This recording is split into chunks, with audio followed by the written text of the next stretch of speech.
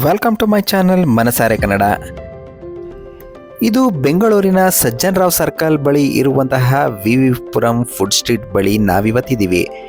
ಬೆಂಗಳೂರಿನ ಪ್ರಸಿದ್ಧವಾದಂತಹ food street ಈ V V Puram food street. ಈಗ ನೀವು ನೋಡಿದ್ದು ಸಜ್ಜನ್ ರಾವ್ ಸರ್ಕಲ್ಲು, ಅಲ್ಲಿಂದ ನಾವು ಫುಡ್ ಸ್ಟ್ರೀಟ್ ಒಳಗಡೆ ಎಂಟ್ರಿ ಆದರೆ ನೋಡಿ, ನಾವು ಇದು ಫುಡ್ ಸ್ಟ್ರೀಟ್ನ ಎಂಟ್ರೆನ್ಸು. ಇಲ್ಲಿಂದ ಫುಡ್ ಸ್ಟ್ರೀಟ್ ಸ್ಟಾರ್ಟ್ ಆಗುತ್ತೆ. ಇಲ್ಲಿ ನೀವು ವೆರೈಟಿ ತಿಂಡಿ ತಿನಿಸುಗಳನ್ನು ತಿನ್ಬೋದು.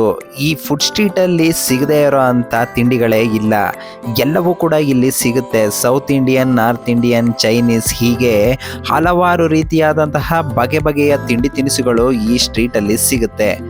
ವಿಶೇಷ ಅಂದರೆ ಈ ಫುಡ್ ಸ್ಟ್ರೀಟು ಈವ್ನಿಂಗ್ ಟೈಮ್ ಪ್ರಾರಂಭ ಆಯಿತು ಅಂತಂದರೆ ಇದು ಮಧ್ಯರಾತ್ರಿ 1:30ವರೆಗೂ ಕೂಡ ಫುಡ್ ಸ್ಟ್ರೀಟು ಓಪನ್ ಇರುತ್ತೆ. ಹಾಗಾಗಿ ನಾವು ಯಾವ ಸಮಯದಲ್ಲಿ ಬಂದರೂ ಕೂಡ ಫುಡ್ ಸ್ಟ್ರೀಟಲ್ಲಿ ನಾವು ಹೊಟ್ಟೆ ತುಂಬ ತಿನ್ಬೋದು.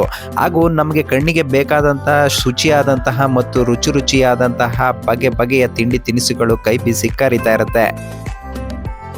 ರಾತ್ರಿಯ ವೇಳೆಯಲ್ಲಿ ಈ ರಸ್ತೆ ತುಂಬಿ ತೊಳಗ್ತಾ ಇರುತ್ತೆ.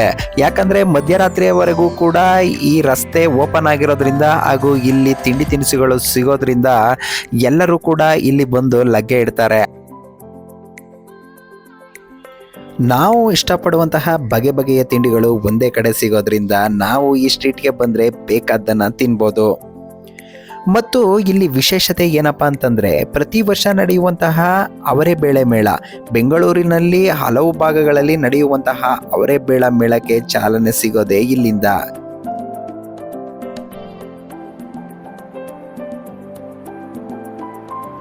ಈ ರಸ್ತೆಗೆ ಹಲವಾರು ವರ್ಷಗಳ ಇತಿಹಾಸವಿದೆ. ಬೆಂಗಳೂರಿನಲ್ಲಿ ಇರುವಂತಹ ತಿಂಡಿ ಪ್ರಿಯರಿಗಂತೂ ಈ ರಸ್ತೆಗೆ ಬಂದು ಫುಡ್ ಸ್ಟ್ರೀಟನ್ನು ವಿಸಿಟ್ ಮಾಡಿ ತಿಂದು ಹೋಗಲಿಲ್ಲ ಅಂತಂದರೆ ನೀವು ಏನನ್ನೋ ಮಿಸ್ ಮಾಡ್ಕೊಂಡಿದ್ದೀರಾ ಅಂತ ಅನಿಸುತ್ತೆ.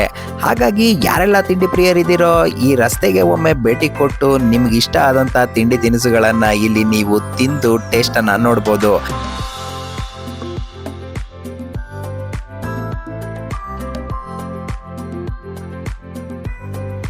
ನೀವು ನೋಡ್ತಾ ಇರ್ಬೋದು, ಈ ಬೀದಿಯಲ್ಲಿ ರಸ್ತೆಯ ಎಡ ಮತ್ತು ಬಲ ಎರಡು ಭಾಗಗಳಲ್ಲಿಯೂ ಕೂಡ ನೀವು ವೆರೈಟಿ ಫುಡ್ ಸ್ಟಾಲ್ಗಳನ್ನು ನೀವು ನೋಡ್ಬೋದು.